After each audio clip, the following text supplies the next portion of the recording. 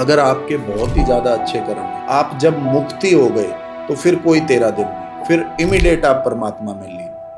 वो घबरा गए और उन्होंने कबूल किया कि हाँ जी, वो प्रॉफिट के चक्कर में हमने उसको मार दिया था और उसकी लाश हमने यहीं दबाई थी, इसी कमरे में। मान लो आपको लगता है कि मैं 50,000 रुपये महीना अर्न कर सकता हूँ, आप 1 लाख तक आइए। मात्र 21 दिन अगर आप ये करेंगे तो आपके जीवन में 100% मेरा आप इस पे नंबर भी दे सकते हैं, मैं उसका जवाबदेही भी उसकी करूँगा। ये मंत्र आपने बोल दिया, मेरे पास चारों तरफ से धन, सुख और समृद्धि आ रही है। किसी की डेथ होती है, जो उसकी सोल है वो ऊपर गई, तो उसको कितने समय बाद नया जन्म मिलता है? उसको कितने दिन तक बिना शरीर के रहना पड़ता है? अच्छा, ठीक है। अब इसमें ना एक मैं और इंटरेस्टिंग सवाल जोड़ देता हूँ, फिर दोनों सवालों का उत्तर देता हूँ। मृत्यु के बाद ऊपर जब जाते हैं तो हमें क्या मिलेगा? वहाँ पे मतलब यमराज मिलेगा या स्वर्ग नरक मिलेगा या फिर फरिश्ते मिलेंगे या फिर राधा स्वामी के गुरुजी मिलेंगे या फिर किसी और पंथ के गुरु मिलेंगे, उस हिसाब से मिलेगा? ये भी एक सवाल आपके लिए मैंने जोड़ दिया, अब इसका मैं उत्तर देता हूँ। ये ना लगभग जो हमारे शास्त्रों के हिसाब से ना मृत्यु हुई उसके बाद 13वीं होती है हमारे शास्त्रों के अंदर ना, तो 13 दिन की यात्रा होती है। 13 दिन तक तो जो यमदूत होते हैं जो उसे लेकर के जाते हैं। अब यमदूत भी क्या होते हैं ये दूसरा सवाल के जवाब में मैं बताऊंगा। यानी जो भी उसको कमांड करते हैं उस समय पे, वो 13 दिन के लिए उसको वहीं रखते हैं कि देखो आपने जीवन में क्या कमाया। अब वो बार बार वो रिग्रेट में रहता है कि मैं इसको ठीक कर दूं। वो बड़ी कोशिश करता है कि शरीर के जलने से पहले मैं फिर से घुस जाऊं इसमें, लेकिन अब वो उसके दायरा ख़त्म हो गया, अब वो किसी के अंदर नहीं घुस सकता। अब वो रोता है और वो सब कुछ देखता है वहाँ पे कि भाई ये इसको अपने काम की पड़ी है, यार ये रियल में मेरे लिए परेशान हो रहे हैं, या जैसे ये बीवी है अब ये देख रही है कि भाई प्रॉपर्टी मेरे नाम कैसे होएगी। वो ये सारी चीज़ें देखता है और इसके बड़े लाइव हमारे एग्जाम्पल हैं। हमारे टीवी शोज़ के अंदर बहुत से ऐसे बच्चे जो रीबर्थ हुए ना, उन्होंने आकर के, ये जी टीवी के ऊपर एक प्रोग्राम आता था, तो उसमें एक नहीं दो नहीं बहुत सारे एपिसोड ऐसे हैं जो अभी भी हैं। बच्चे जो रीबर्थ हुए तो उन्होंने बताया कि 13 दिन तक मैं अपने ही घर में पेड़ होता था एक नीम का, मैं वहीं था। फिर 13 दिन के बाद उसके 13 दिन तक मेन है, फिर 13 दिन के बाद उसके कर्मों के अनुसार उसको आगे की यात्रा दी जाती है। ठीक है, अगर आपके बहुत ही ज़्यादा अच्छे कर्म हैं, ये कोई फिक्स नहीं है, आपके कर्मों के ऊपर है। आप बहुत ही ज़्यादा अच्छे कर्म हैं आपके, आप जब मुक्ति हो गए तो फिर कोई 13 दिन नहीं, फिर इमीडिएट आप परमात्मा में लीन। अगर आपकी बहुत अच्छी यात्रा है और आपको इसका इसका ना निशानी भी मैं एक बताता हूँ कि हमें पता कैसे चलता है कि भाई ये अच्छे ऊपर के उसमें गया है, योनियों में गया है, निकृष्ट में गया है, मनुष्य में गया है। इसका भी परमात्मा ने शास्त्रों के अंदर एक गुप्त रूप से वो दिया है। वो कैसे कि भाई श्वास जो प्राण है हमारे शरीर के अंदर, ये कौन से छिद्र से बाहर निकलते हैं, इससे हमें ये मतलब पता लगाया जा सकता है ये उच्च कोटि में गया है या निम्न कोटि में गया है। हमारे शरीर के अंदर 10 द्वार होते हैं, है ना। अब मैं मुख्य रूप से बात करता हूँ। 3 लेवल होते हैं, जैसे मुख से, नासिका से, थर्ड आई से भी निकलते हैं लेकिन वो पता नहीं चलता, भ्रमरंध्र से भी निकलते हैं, आंखों से भी वो पता नहीं चलता। लेकिन मोटा मोटा देखा जाए कि गले से ऊपर अगर प्राण निकलते हैं तो मुंह खुल जाता है, नासिका, बाकी सारा शरीर ऐसे लगता है जीवित है जैसे। इट मीन्स वो अच्छे उसके कर्म थे और अच्छी उसकी यात्रा हुई है। नीचे के छिद्रों से अगर प्राण निकलते हैं तो मल थोड़ा सा निकल जाता है, वहाँ से हमें पता चलता है कि निम्न इसकी यात्रा है। ये शास्त्रों में दिया है, इससे हम अंदाजा लगा सकते हैं ना। दृष्टि, शुरुआत में हमने बात कर रहे थे कि दृष्टि नहीं है किसी के पास भी, बट इन्हीं शास्त्रों में लिखित जो है श्लोकों से हमें पता चलता है कि इसकी आगे की यात्रा। लेकिन जो व्यक्ति मोक्ष की स्थिति तक पहुंच जाता है, मुक्ति को प्राप्त कर लेता है, उसके बारे में मैं 100% बोल सकता हूँ कि उसके लिए कोई बंधन नहीं है। वो तुरंत इधर आंख बंद हुई और उसकी आंख जो खुली तो वो परमेश्वर के अंदर लीन हो गया वो तुरंत। उसके लिए कोई दायरा नहीं है, 2 दिन का, 4 दिन का, 13 दिन का, नॉर्मली ऐसे होता है जैसे मैंने बताया। फिर मैंने एक और क्वेश्चन छेड़ दिया था, है ना, कि अब आगे की यात्रा स्वर्ग और नर्क की कैसे होती है। देखो ये बड़ा रहस्य है, ये आज तक कोई नहीं इसका तोड़ कर पाया। देखो मैं आपको बताता हूँ, हमारे पास हमारे पड़ोस में, मेरे ऑफिस में भी, स्टाफ में एक मोमडन थे, ठीक है। तो और हमारे पड़ोस में एक ऐसी बुढ़िया थी जो 4 बार मरने के बाद दोबारा जिंदा हुई और 5वीं बार वो मर पाई पूरी तरह से। ऐसे आपने भी जरूर सुने जी, होंगे, जी। है ना, कि वो वापस आ गए। हाँ। और फिर वो लोग ना वापस आके बताते भी हैं कि भाई जी। ऐसे यमराज था और ऐसे था, फिर हम्म। उसने कैलकुलेट किया, भाई तू गलत ले आया, इसको हम्म। वापस भेजो। और अब देखो, क्या कभी किसी मुसलमान बूढ़ा कोई जा करके वापस आया, या कोई राधा स्वामी जब मरता है वो भी ऐसे, वो लोग भी वापस आते हैं। तो वो लोग पता है क्या बोलते हैं वापस आकर के, हमने देखा कि वहाँ फरिश्ते लेने आए और वहाँ दोजक में था और ये था। तो उनको माहौल पूरा वही दिखाई देता है जो जीवन भर उन्होंने पढ़ा है। हमने क्या पढ़ा है? यमराज, तेल, कढ़ाई, और हमने बुरे कर्म करे हैं तो हमें ये मिलेगा, गरुड़ में सब लिखा हुआ है, तो हमें वही दिखता है। तो क्या रहस्य है इसके पीछे का, आप बता पाओगे? इसके पीछे का रहस्य फिर वहीं जहां से हमने शुरू किया था, मन। जो हमारा मन तय कर लेगा वही चीज हमारे भविष्य में घटित होगी। अब हमने सोच लिया, अब देखो मेरी दादी जी जब गए थे ना, तो उनको हमने देखा था अपने सामने, तो वो कहते थे कि भाई अब मेरा टाइम आ गया और ये बंसी वाला मुझे लेने आ गया, कृष्ण जी मुझे लेने आए हैं, अब तुम चले जाओ। तो अब उन्होंने सारी जिंदगी कृष्ण जी की पूजा करी है, तो उनको कृष्ण जी लेने आया। क्यों नहीं उनको शिव जी लेने आए? क्योंकि उनका मन कृष्ण जी को चाह रहा था और वो उसी रूप में लेने आए जिस रूप में उन्होंने उनकी पूजा की। मेरे ताऊ जी, मेरे दादाजी जब गए तो उनको भोले बाबा लेने आए। तो वो कहते थे, उन्होंने पहले ही लिख करके दे दिया था कि मैं अब 4 दिन और हूँ, और जिस दिन उन्होंने जाना था उस दिन सबको बाहर भेज दिया था। सिर्फ मेरे फादर उनके पास थे और उन्होंने कहा था कि आज मेरा आखिरी दिन है, अब आगे तो संभालियो। और उन्होंने बताया कि अब ये भोले बाबा आ गए। तो जो दूसरे पंथ के हैं हमारे लोग, जैसे राधा स्वामी हैं, एक राधा स्वामी लेडी को भी मैंने देखा है ऐसे, वो मेरे दोस्त की दादी थी, तो वो भी ऐसे हुआ उनके साथ, वो भी हमें लगा मर गई और फिर कुछ घंटे के बाद वो होश आ गया।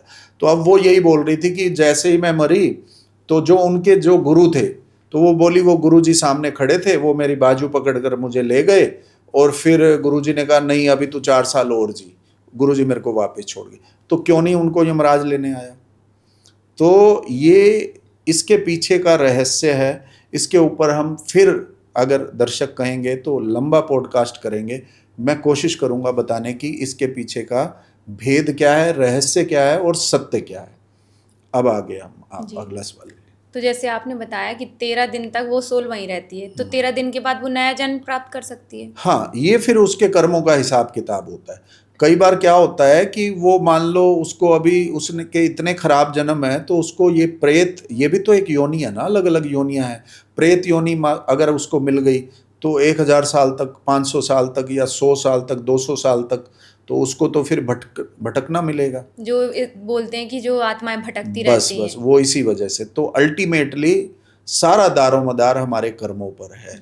तो जैसे अभी बताया कि आपने जिसको प्रेत योनि मिलती है वो भटकता रहता है काफ़ी सालों तक, तो ऐसे आत्माएं काफ़ी भटकती रहती है। तो कुछ लोग बोलते हैं कि उनने आत्माओं को देखा है, उनसे बात करने की बात कहते हैं कि वो देख सकते हैं। तो ये सच में पॉसिबल है आत्माओं को देखना? हाँ, देखिए आत्माओं को देखना तो 100% पॉसिबल है। और इसके तो आजकल यंत्र भी आ गए हैं। बॉम्बे में, दिल्ली में, हमारे दिल्ली में अभी कम है, मतलब वो पूरा सेटअप करते हैं। विदेशों में तो हमने देखा है ऐसा, ये बड़ा काफ़ी कॉस्टली सेटअप है। मान लो आपके घर में कोई प्रेत बाधा है, तो वो जो स्पेशलिस्ट हैं इस चीज़ के, वो आएंगे, एक रूम लेंगे आपका, आपके हर कमरे में कैमरास फिट करेंगे और वो मशीन वहाँ पे लगा दी जाएगी। अब आपके घर में जो भी आत्मा है वो बकायदा उस यंत्र के अंदर कैद होती है एक छाया के रूप में।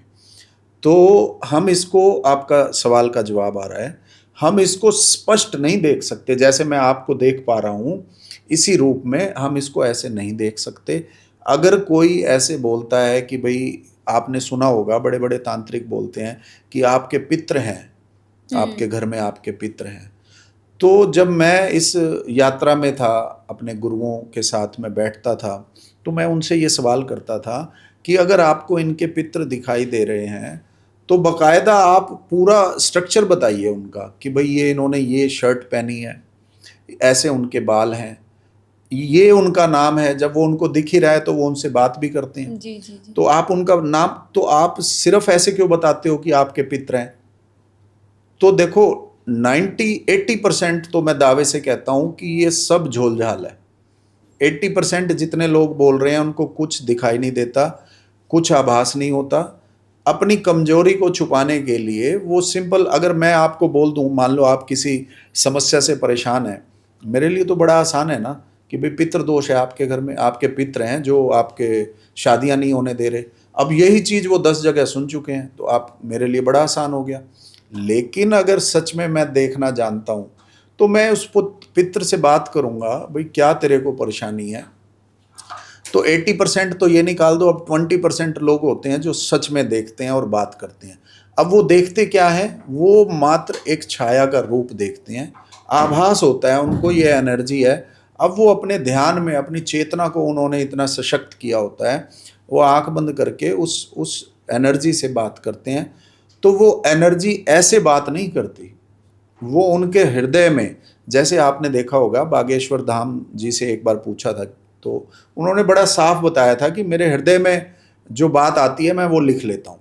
तो ये जो हृदय में बात आ रही है ना, ये उनके सन्यासी बाबा बोल रहे हैं, वो डायरेक्ट ऐसे नहीं बोल रहे कान में, वो हृदय में उत्पन्न करते हैं। तो ऐसे ही हमें आभास होता है, जो कि वो उस मशीन में भी आता है आजकल। वो यंत्र हमारे पास भी हैं, हमारे पास मतलब वो उच्च कोटि के यंत्र नहीं है, निम्न कोटि के, यानी कि उसमें दिखाई नहीं देता बट वो मूवमेंट से बता देता है कि यहाँ कोई नेगेटिव एनर्जी है, उस मूवमेंट से पता चल जाता है। अगर आपकी दृष्टि खुली है तो आपको छाया रूप में वो चीज़ दिखाई देती है, और बहुत ज़्यादा आपका चेतना का स्तर अच्छा है तो आप उनसे बात भी कर सकते हो, वो आपके हृदय में आकर के बताते हैं वो बात। ये हम अध्यात्म में भी जब हम अपने चक्रों को जागृत करते हैं ना, तो जैसे ये आत्माओं का सवाल पूछा आपने, ऐसे ही दिव्य आत्माएं, यानी जो हमारे पिछले जन्म के गुरु हैं, वो हमारे हृदय में आकर के हमें बोलते हैं कि तूने यहाँ पर आना है। आपने सुना होगा कुछ लोग कहते हैं कि रात को मुझे, या ध्यान में मुझे आया, नीम करोड़ी बाबा आए, उन्होंने बोला बेटा कैंची धाम आओ। तो ये ठीक उसी प्रकार से। तो जैसे कुछ लोग बोलते हैं कि हमने उनकी आत्मा को देखा, तो वो आत्मा को देख के पहचान कैसे पाते हैं? तो झूठ है फिर? हाँ, ये बिल्कुल झूठ है जी। ये किसी भी चीज़ को मैं यूं कह सकता हूँ बचने के लिए, अगर आपने उसकी आत्मा को देखा है तो आप फिर पूछोगे थोड़ी, आपको तो फिर डायरेक्ट बताना चाहिए कि ये आपके दादाजी हैं, ये इनका नाम है और ये बात कर रहे हैं। तो वो लोग जो है बहुत कम मात्रा में हैं। हाँ, हम लोग यानी कि आभास कर सकते हैं, हमें पता चलता है यहाँ पे कोई एनर्जी है, फिर ध्यान में जा करके उससे संपर्क साधने का प्रोसेस होता है, उससे संपर्क साध के फिर वो बताता है कि भाई मैं यहाँ अपनी मुक्ति के लिए आया हूँ, या मैं अपना कोई मतलब द्वेष रिमूव करने आया हूँ, दुश्मनी पूरी करने आया हूँ। ऐसे बहुत बार होता है। एक केस मुझे याद आ गया, गाजियाबाद में कोई सीवर के ढक्कन बनाने की फैक्ट्री थी, तो वो चल नहीं रही थी, काफ़ी कई सालों से बंद पड़ी थी। तो उसके मालिक ने हमें वास्तु के लिए बुलाया, तो हमारे एक सीनियर थे तो वो मेरे साथ गए। तो उन दिनों मुझे आभास कुछ ज़्यादा होता था, ठीक है। अभी मैंने ना आपके पिछले पॉडकास्ट में कहा था कि सिद्धियों से दूर रहना चाहिए, तो उन दिनों सिद्धियाँ मेरी सिर पे चढ़ के बोलती थी। बट धीरे धीरे अध्यात्म में आकर के मुझे पता चला कि इन चीज़ों का कोई जीवन में हमें नहीं इनका उपयोग करना चाहिए। तो ये उन दिनों की बात है, हम उस फैक्ट्री में गए तो वहाँ पर एक हमें आभास हुआ कि कुछ है यहाँ पे। तो उस समय हम भी बोलते थे कि भाई यहाँ पे तो आत्मा है, पर हमें आभास हुआ था एनर्जी का। अब उस एनर्जी ने मेरे मन में ये विचार पैदा किए कि भाई ये जो एनर्जी है ना किसी तरीके से पीड़ित है, दुखी है और वो इनसे बदला ले रही है। बस इतना इतना मेरे हृदय में आया था। अब देश काल परिस्थिति के अनुसार मैंने उनके जो है डेट ऑफ बर्थ टाइम से सबसे पहले तो उनका नेचर जाना। अब वो नेचर वाइज उनके ग्रह बहुत खराब थे, वो पैसे के लिए कुछ भी करने के लिए जो होता है ना व्यक्ति, वो वैसे थे। और उनका वास्तु भी यही बोल रहा था, उनकी एंट्री जो थी वास्तु के अनुसार ऐसी एंट्री थी कि वो अपने लाभ के लिए कुछ भी कर सकते हैं। अब टेक्निकली जब इन चीज़ों को मैंने कुंडली में और वास्तु में देखा और वो जो मुझे थोड़ा सा आभास हुआ था, अब इन तीनों को जोड़ करके मैंने उन्हें साफ बोला कि मैंने कहा यहाँ पे आपका कोई कोई पार्टनर था क्या? तो वो थोड़ा सा घबराए। तो अब मैं थोड़ा सा और मेरे अंदर बल आया, तो बोले था तो सही। तो मैंने कहा वो क्या हुआ उसका? अब एक व्यक्ति ने बोला कि जी उसकी डेथ हो गई थी। अब मैं और अंदर से दृढ़ हो गया, तो फिर मैंने साफ बोला कि वो डेथ नहीं हुई थी, वो तुमने मारा। तो वो घबरा गए और उन्होंने कबूल किया कि हाँ जी वो प्रॉफिट के चक्कर में हमने उसको मार दिया था और उसकी लाश हमने यहीं दबाई थी इसी कमरे में। तो अब तो मेरे लिए बिल्कुल साफ हो गया ना। तो थोड़ा सा जब मैंने उस पर ध्यान किया तो वो यही चाह रहा था कि उसके हिस्से का जो भी पैसा है उसके परिवार को दिया जाए, तब वो उसको छोड़ेगा। तो फिर मैंने उनको कहा कि उसका जो भी हिस्सा बनता है उसके बच्चों को दे करके आओ, तब ये छोड़ेगा, नहीं तो ये तुम जहाँ मर्जी चले जाओ तुम्हें बर्बाद कर देगा। उन्होंने खैर मेरी बात को माना, उसका जो भी हिस्सा था उसको दिया, परिवार के साथ संबंध भी उनके अच्छे हुए। फिर कुछ समय के बाद वो जो है मुक्त हो गया। तो ये आत्माएं कुछ बदला लेने के लिए भी रुक जाती हैं।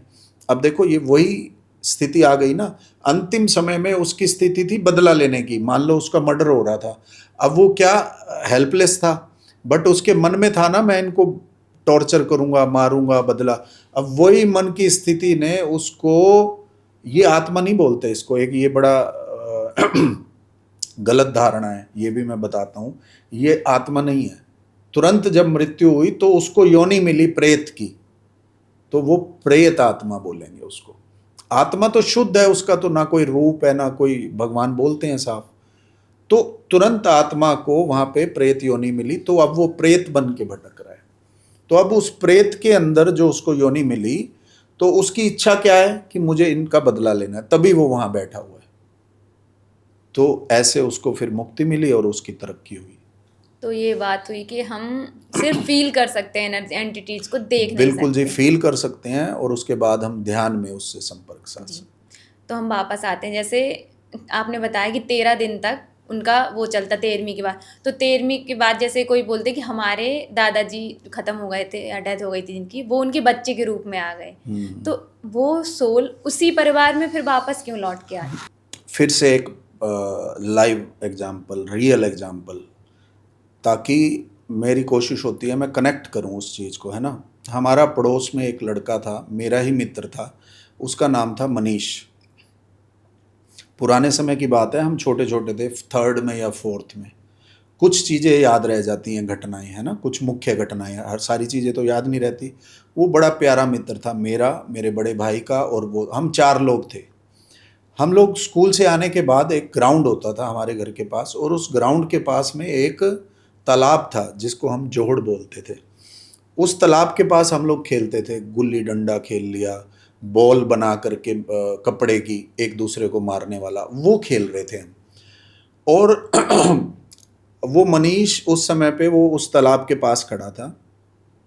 प्रशांत एक हमारा और दोस्त था, उसने वो बॉल मारी।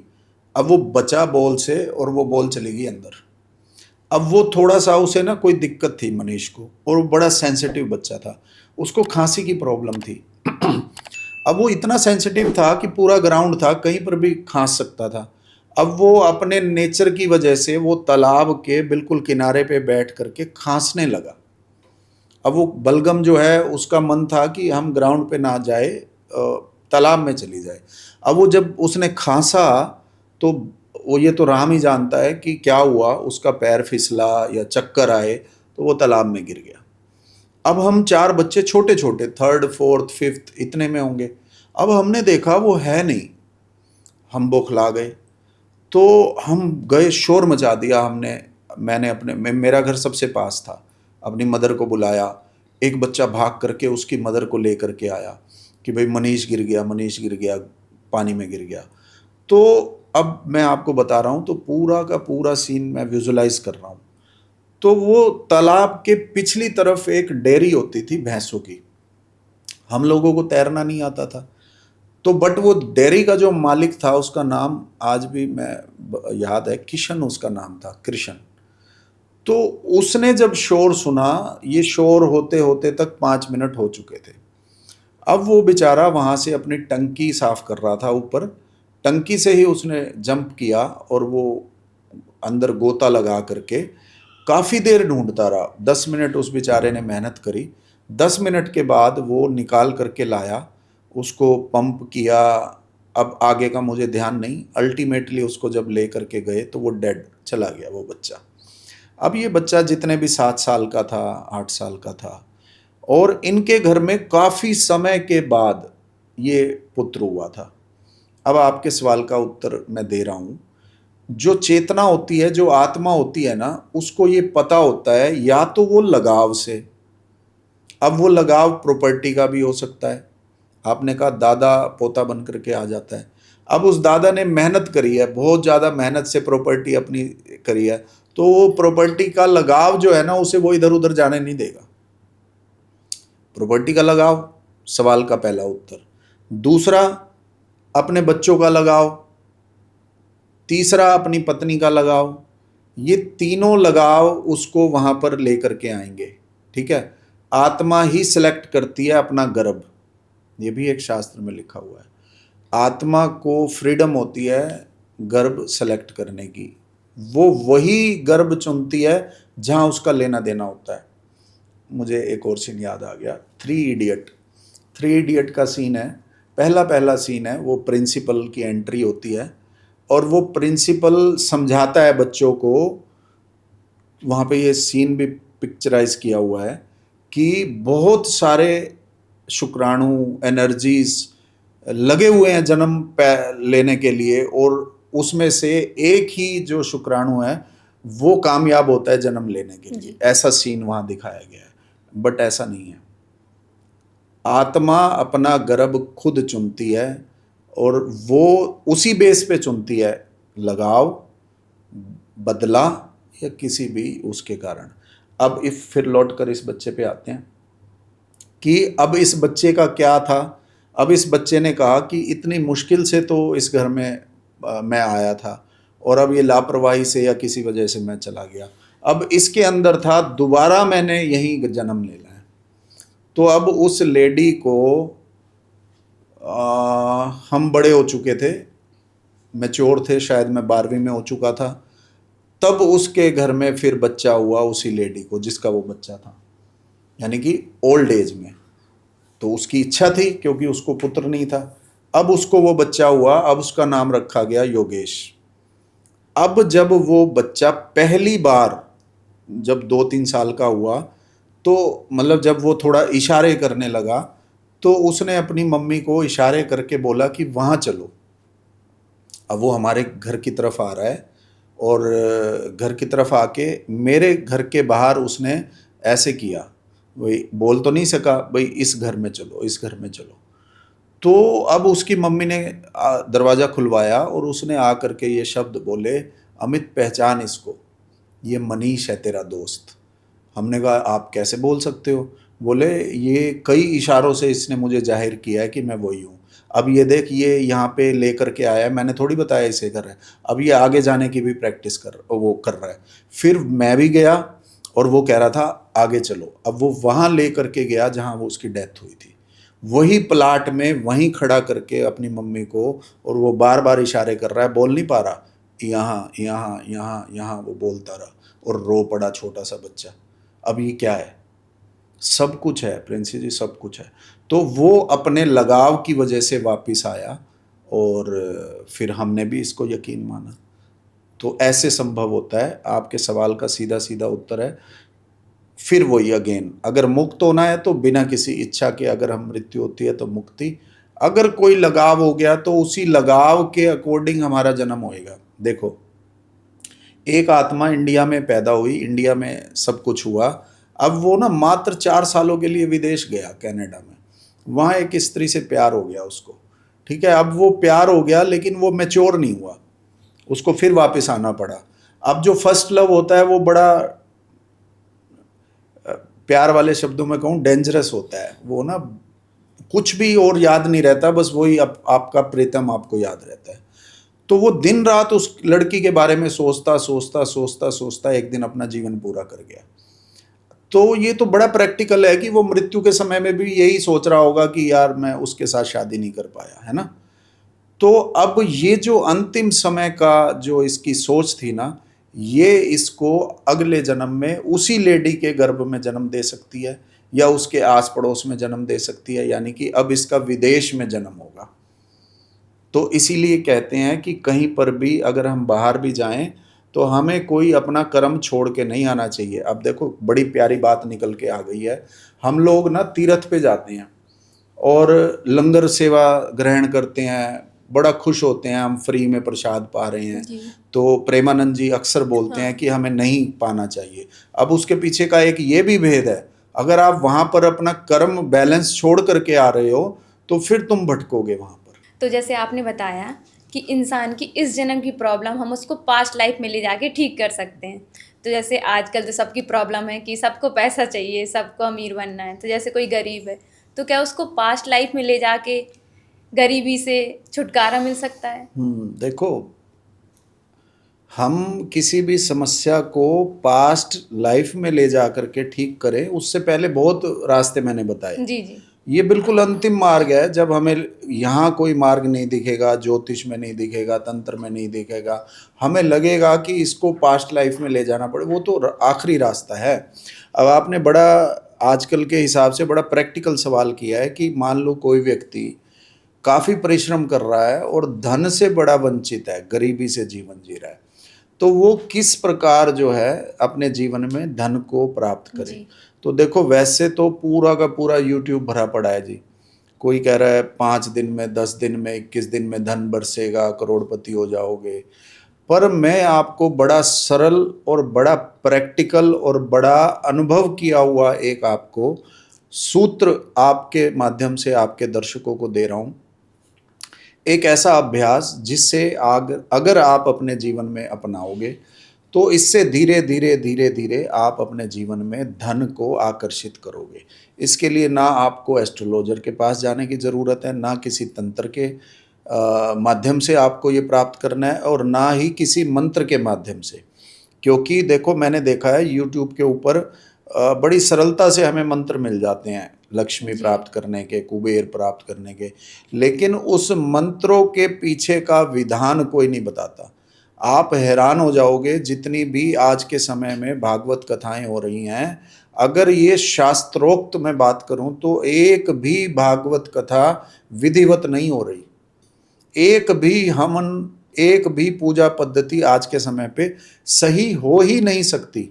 प्रेमानंद जी महाराज जी का एक वीडियो मुझे याद आ गया बात करते करते, वो भी यही कहते हैं कि आप लाख कोशिश करो तो कोई मंत्र को, कोई पूजा विधि को आप विधिवत कर ही नहीं सकते, क्योंकि इतनी मिलावट हो गई है हर चीज के अंदर, है ना। और वो विधि करने के लिए वो माहौल ही नहीं है।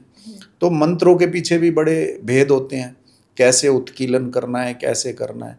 तो बड़ा सरल आपको एक मैं बताता हूँ, रेकी और लामा फेरा को मिक्स अगर हम कर दें तो प्रैक्टिकल, इसके लिए थोड़ा सा आपके दर्शकों को खुद को तैयार करना पड़ेगा, और उसको तैयार करने के बाद मात्र 21 दिन अगर आप ये करेंगे तो आपके जीवन में 100% मेरा, आप इस पे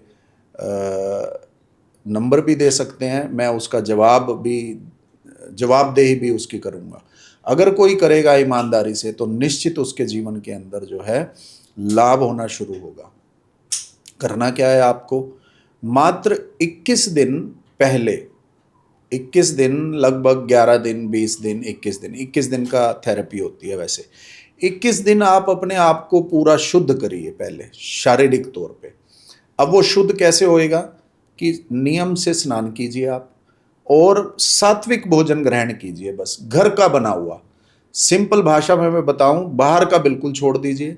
अपने माता के, अपनी पत्नी के हाथ का, अपने खुद के हाथ का बना हुआ 21 दिन आपने भोजन लेना है, और तला हुआ ना हो, ज़्यादा हैवी ना हो, सिंपल। अब इससे क्या होगा, आपके शरीर का धीरे धीरे शोधन हो जाएगा। पानी इस 21 दिनों में ज़्यादा पीजिए आप, जैसा आयुर्वेद बोलता है 4 लीटर 5 लीटर, मतलब आप ज़्यादा पीजिए। अब 21 दिन के, कोई बड़ा टास्क नहीं है, धन प्राप्त करना है, करोड़पति बनना है, तो कोई बड़ा टास्क नहीं है, दुनिया पता नहीं क्या क्या करती है। अब मात्र 21 दिन आपने शुद्ध भोजन करना है, पानी ज़्यादा पीना है। अब इससे पहला चरण पूरा हो गया, आपका शरीर शुद्ध हो गया। अब उसके बाद 21 दिन के बाद आपने क्या करना है, सुबह उठ के स्नान करने के बाद नीचे आसन बिछा करके आप बैठ जाइए, शुद्ध आसन हो, शुद्ध स्थान हो। ये जो 21 दिन का प्रोसेस होगा, इस 21 दिन के प्रोसेस में 5 मिनट 10 मिनट आप अपनी कैपेसिटी के अनुसार आंख बंद करके बिल्कुल साइलेंट बैठना शुरू कीजिए। बस आपसे बैठा जाए या ना बैठा जाए, बस आप अलार्म लगाइए 5 मिनट 10 मिनट, किसी की कैपेसिटी है आधे घंटे की तो आधे घंटे का अलार्म लगाइए, चौकड़ी मारिए, कमर सीधी रखिए और आंख बंद करके जस्ट बैठ जाइए।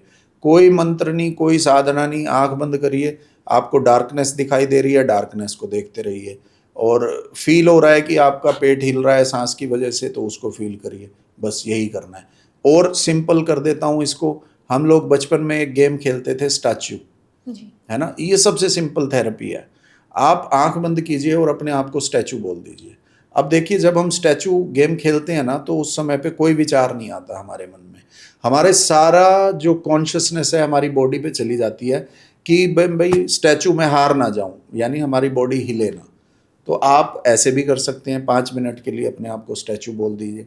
अब 21 दिन के अंदर आप तैयार हो गए धन के लिए। अब आपने फिर आसन बिछा करके अपने आप को वही 5 मिनट पहले उस संध्या वाली अवस्था में लेकर के जाना है, डेल्टा जो इसकी फ्रीक्वेंसी में लेकर के जाना है। उसके बाद काफ़ी जोर से आपने अपने हाथों को रब करना है। आप कीजिए साथ साथ प्रैक्टिकल। अब जब आपको लगे कि थोड़ा सा हीट आ रही है, इसमें आ रही है ना हीट, अब इसको ना बिल्कुल फील करते हुए ऐसे थोड़ा सा दूर कीजिए और बिल्कुल धीरे धीरे फील कीजिए इन हाथों के बीच में कुछ एनर्जी फील हो रही है आपको, बहुत हल्का हल्का। अब आप जब इसको करोगे ना 21 दिन के प्रोसेस के बाद, तो बड़ी ज़बरदस्त एनर्जी फील होगी आपको। अब आपने आइज क्लोज करके इस एनर्जी को, हो सके तो 2 या 3 दिन इस एनर्जी को थोड़ा फ्लो बढ़ा दो, इतना यहाँ तक ले आओ। इसको बढ़ाने का तरीका यही है कि इसको इस तरह से फील करो, थोड़ा बड़ा करो, यहाँ फील करो। अब मान लीजिए यहाँ इसके बाद नहीं बढ़ रहा ये, तो फिर इसको थोड़ा अंदर करके छोटा करके इसका दायरा, और इसको यहाँ, अब यहाँ बड़ी ज़बरदस्त मान लो फील हो रही है, आइज क्लोज करनी है आपने। अब इस बीच में आपने इन दोनों हाथों के बीच में लिमिट के अंदर, एक ऐसा नहीं है कि अब कोई व्यक्ति कहे कि मैं ऐश्वर्या राय से शादी कर लूँ, तो वो तो गलत ही हो गया ना। हर आदमी को पता है कि मेरी लिमिट क्या है। अब कोई आदमी 5,000 रुपये कमा रहा है महीने के, अब वो कहे कि मेरे को 10 करोड़ रुपए आ जाए, तो ये तो कोई वो ही नहीं है ना। तो हमें सही तरीके से चलना है। आप अपनी लिमिट से थोड़ा सा बढ़िए। मान लो आपको लगता है कि मैं 50,000 रुपये महीना अर्न कर सकता हूँ, आप 1 लाख तक आ जाइए। मेरा वादा है आपको रास्ते खुलेंगे। मेहनत तो आपको ही करनी पड़ेगी, इससे क्या होगा, रास्ते खुलेंगे। अब आपने इन दोनों हाथों के बीच में धन को देखना है मुद्रा के रूप में, 500-500 के नोट, 2-2 हज़ार के नोट, और या फिर आप यहाँ पे अपने आप को भी देख सकते हैं। अपने आप को देखना थोड़ा मुश्किल होता है, आप देखो आंख बंद करके देखोगे ना, आप अपने आप को मुश्किल हो जाता है थोड़ा। धन को देखना बड़ा आसान है। तो आप अपने आप ऐसे धन को देखिए, और एक मंत्र है यहाँ पे, बड़ा प्यारा मंत्र है, किसी शास्त्र का नहीं है, किसी वेद पाठ का नहीं है, ये अनुभव द्वारा है, हमारे गुरुओं द्वारा दिया हुआ है। ये मंत्र आपने बोलना है कि मेरे पास चारों तरफ से धन, सुख और समृद्धि आ रही है। अब मैं सुख और समृद्धि जरूर बोलता हूँ, क्योंकि धन को पचाना बहुत मुश्किल होता है ना। मेरे को पता है कि धन सबकी नीड नहीं है, सुख सबकी जरूरत है। आपको सुख मिल गया ना तो सब कुछ मिल गया, चाहे धन थोड़ा कम मिले। तो आपने ये 3 वर्ड बोलने हैं, मैं रिपीट करता हूँ, आंख बंद करनी है। मेरे जीवन में चारों तरफ से धन, सुख और समृद्धि आ रही है, धन, सुख और समृद्धि आ रही है। इसको बार बार जितनी देर आप बोल सकते हैं, मेरे जीवन में धन, सुख और समृद्धि आ रही है, धन, सुख और समृद्धि आ रही है।